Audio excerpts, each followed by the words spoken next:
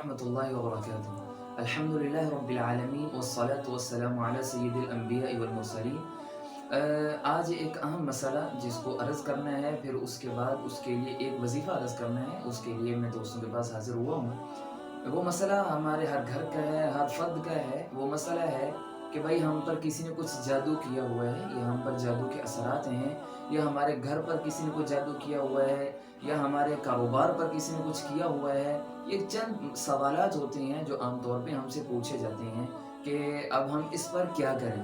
Number 2 پہ کہا جاتا ہے کہ بھئی ہمیں نظر لگی ہوئی ہے، ہمارے بچے کو نظر لگی ہوئی ہے، اور ہم کیا کریں اس معاملے کے اندر۔ تو اس کے لیے سب سے پہلے میں عرض کروں گا کہ جادو کا ہو جانا جادو برحق ہے اور ہو جاتا ہے۔ امام بخاری رحمہ اللہ نے حدیث نقل کی ہے، حضرت عائشہ رضی اللہ تعالی عنہ فرماتی ہیں کہ رسول اللہ صلی اللہ علیہ وسلم پر ایک دفعہ جادو ہو گیا، اور جادو اتنا سخت ہوا تھا، ایک یہودی نے جادو کیا، اتنا سخت جادو ہوا کہ نبی کریم صلی اللہ علیہ وسلم نے کوئی کام کیا ہوتا تھا تو فرماتے تھے کہ میں نے یہ کام نہیں کیا ہے، بھول جاتے تھے، یا کوئی کام نہیں کیا ہے تو فرماتے تھے میں نے یہ کام کیا ہے، اتنا سخت جادو ہوا تھا۔ تو ایک دن آپ صلی اللہ علیہ وسلم لیٹے ہوئے ہیں تو 2 فرشتے آئے، آپ کے پاؤں مبارک کی طرف بیٹھ گئے اور ایک دوسرے سے کہنے لگا کہ ماذا بصاحب ھذا، ان کو کیا ہوا ہے، کیا معاملہ ہے؟ تو دوسرا کہنے لگا کہ یہ بیمار ہیں۔ کہا نہیں، بل یہ مسحور، ان پر جادو ہوا ہے۔ تو دوسرے پہلے نے کہا کہ بھائی جادو کس نے کیا ہے؟ تو کہا کہ فلاں یہودی نے، لبید بن اعصم نے آپ صلی اللہ علیہ وسلم پر جادو کیا ہے۔ تو کہا کہ جادو کیسے کیا ہے؟ تو بتایا کہ ایک بال لے کے اس بال کی 11 گرے لگانی ہیں اور ان کو ایک کنگھی کے اندر ڈال کے فلاں کنواں ہے، اس کنویں میں ایک پتھر، اس پتھر کے نیچے دفن کیا ہوا۔ تو نبی کریم صلی اللہ علیہ وسلم اٹھے ہیں، وہاں پر اس کنویں پر تشریف لے گئے اور وہاں سے اس کنگھی کو نکالا، اور اب اس جادو اتنا سخت تھا کہ اس کنویں کا پانی بھی جادو کے اثر کی وجہ سے مہندی کلر کا ہو گیا تھا۔ آپ صلی اللہ علیہ وسلم پر اتنا سخت جادو ہوا تھا۔ اب بال کی گریں بڑی نفیس اور نازک ہوتی ہیں، کھلتی نہیں ہیں۔ تو جب وہ گریں دیکھیں آپ صلی اللہ علیہ وسلم نے تو حضرت جبرائیل علیہ السلام 2 صورتیں لے کے نازل ہوئے۔ اب وہ جادو کے توڑ کے لیے بہترین اور انتہائی مجرب 2 صورتیں ہیں، اور آپ صلی اللہ علیہ وسلم وہ صورتیں پڑھتے جاتے تھے اور گریں کھلتی جاتی تھی۔ وہ 2 صورتیں کون سی ہیں؟ وہ ہے سورۃ الفلق، قل اعوذ برب الفلق من شر ما خلق، اور سورۃ الناس، قل اعوذ برب الناس ملک الناس۔ یہ 11 آیات ہیں، اس بال میں بھی 11 ہی گریں تھیں۔ اللہ کے نبی ایک ایک آیت پڑھتے جاتے تھے اور اللہ کے حکم سے ان کی گریں بال کی کھلتی جاتی تھیں۔ تو بعد میں جب جادو ختم ہو گیا تو آپ صلی اللہ علیہ وسلم سے پوچھا گیا، یا رسول اللہ اس یہودی کا اب کیا کریں، اس کو تو ہمیں قتل کر دینا چاہیے۔ تو آپ نے فرمایا کہ اللہ نے مجھے شفا دے دی ہے، اب میں نہیں چاہتا ہوں کہ میری وجہ سے کسی کو تکلیف ہو، اس کو چھوڑ دو۔ اور ساری زندگی میرے نبی نے اس کے ساتھ ملتے بھی رہے، کبھی اس کو احساس نہیں ہونے دیا کہ اس بندے نے میرے اوپر جادو کیا ہے۔ یہ میرے نبی کی اخلاق بھی تھے۔ تو اس واقعے سے ہمیں پتہ چلا، نمبر 1 تو جادو برحق ہے، جادو ہو جاتا ہے، اور یہ نبیوں پر بھی ہو گیا۔ اور نمبر 2 پہ اس سے ہمیں جادو کا، حسد کا، شیاطین اور انسانوں کے شرور و فتن سے حفاظت کا ایک وظیفہ مل گیا، وہ ہے سورۃ الفلق اور سورۃ الناس کی تلاوت کرنا۔ نبی کریم صلی اللہ علیہ وسلم نے ارشاد فرمایا، جو آدمی صبح کے وقت اور جو آدمی شام کے وقت ان دونوں سورتوں کی تلاوت کر لیتا ہے، 3 دفعہ سورۃ الفلق، 3 دفعہ سورۃ الناس یہ پڑھ لیتا ہے، تو وہ فَإِنَّهُمَا تَكْفِيكَ مِن كُلِّ شَيْءٍ، ایک صحابی کو فرما رہے ہیں کہ اگر تم صبح و شام ان کی تلاوت کر لو گے تو تم دنیا کے ہر قسم کے شر سے، شیاطین کے، انسانوں کے شرور و فتن سے، جادو سے، حسد سے، نقصان سے محفوظ ہو جاؤ گے۔ تو ان کو اپنا معمول بنا لیا جائے۔ اگر کسی پر کوئی جادو کے اثرات ہیں، کوئی حسد ہے، کوئی نظر لگی ہوئی ہے، تو ان کا دم کر لیا جائے۔ عائشہ رضی اللہ عنہ فرماتی ہیں کہ میرے نبی جب بھی بیمار ہوتے، کسی بھی بیماری میں مبتلا ہوتے، تو آپ صلی اللہ علیہ وسلم ایسے ہاتھ کرتے اور سورۃ الفلق، سورۃ الناس پڑھتے اور ایسے دم کرتے، اور پھر اپنے پورے جسم پر، اپنے اگلے والے حصے سے مبارک سے شروع کرتے اور پورے جسم پہ ہاتھ پھیر لیا کرتے تھے۔ لیکن مرض الوفات کے اندر جب میرے نبی کا انتقال ہوا تھا، بہت بیمار تھے، تو آپ صلی اللہ علیہ وسلم نے جو ان آیتوں کی تلاوت کی اور حضرت عائشہ رضی اللہ تعالیٰ نے ان آیتوں کی تلاوت کی، دم کیا، اور برکت کے لیے اللہ کے نبی کے ہاتھوں پہ دم کر کے پھونک مار کے کہ برکت والے ہاتھ ہیں آپ صلی اللہ علیہ وسلم کے جسم پر پھیر دیا۔ تو پہلا وظیفہ سورۃ الفلق اور سورۃ الناس، خاص طور پہ اپنے بچوں پر اس کو پانی پر دم کر کے ان کو ضرور دیا جائے۔ اور نمبر 2 پہ سورۃ البقرہ، امام مسلم رحمہ اللہ نے روایت نقل کی ہے، نبی کریم صلی اللہ علیہ وسلم نے ارشاد فرمایا کہ ان الشیطان ينفر من البیت الذی تقرأ فیہ سورۃ البقرہ، کہ شیطان اس گھر سے اپنا سارا لشکر لے کے بھاگ جاتا ہے جس گھر کے اندر سورہ بقرہ کی تلاوت ہوتی ہے۔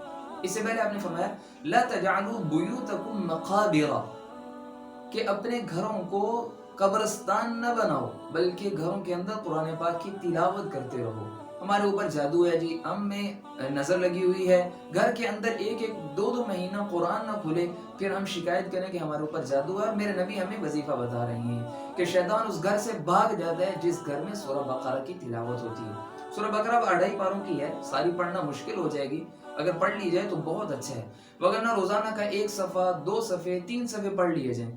اگر یہ بھی ممکن نہیں ہے، پاسبل نہیں ہے، تو پھر اس کے لیے بھی ایک حل ہے، وہ حدیث میں آتا ہے۔ آپ صلی اللہ علیہ وسلم نے ارشاد فرمایا جو آدمی سورہ بقرہ کی پہلی 4 آیات اور آیت الکرسی اور اس کے ساتھ 2 آیتیں، آیت الکرسی کے بعد جہاں پر آیت الکرسی ختم ہوتی ہے اس کے ساتھ 2 آیتیں مزید، اور سورہ بقرہ کی آخری آیات 2 آیتیں للہ ما فی السماوات و ما فی الارض وان تبدوا سے لے کے آخر تک نعم المولا و نعم النصیر تک، جو آدمی ان کی تلاوت کر لیتا ہے، ان کو پڑھ لیتا ہے دن کے اندر رات کے اندر، تو وہ بھی شیاطین کے اور چاہے وہ جنات میں سے ہو چاہے انسانوں میں سے، ان کے شرور فتن سے محفوظ ہو جاتا ہے۔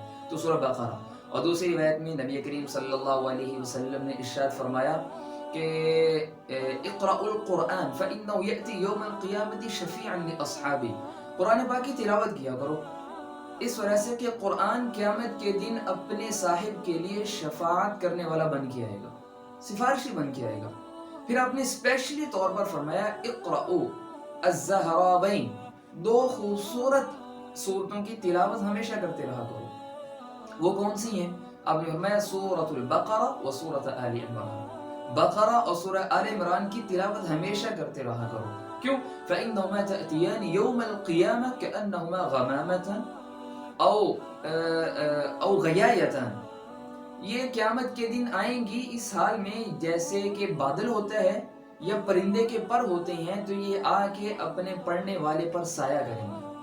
یہ آیات دونوں، یہ دونوں صورتیں، ان کی تلاوت کی جائے، ان کو اپنے گھر میں پڑھا جائے۔ پھر میرے نبی نے فرمایا اور سورہ بقرہ کے بارے میں فرمایا فَإِنَّ أَخْذَهَا بَرَاكَةٌ، سورہ بقرہ کو اپنے پاس لے لینا، اس کی تلاوت کرنا، روزانہ اس کو پڑھنا، یہ برکت ہے۔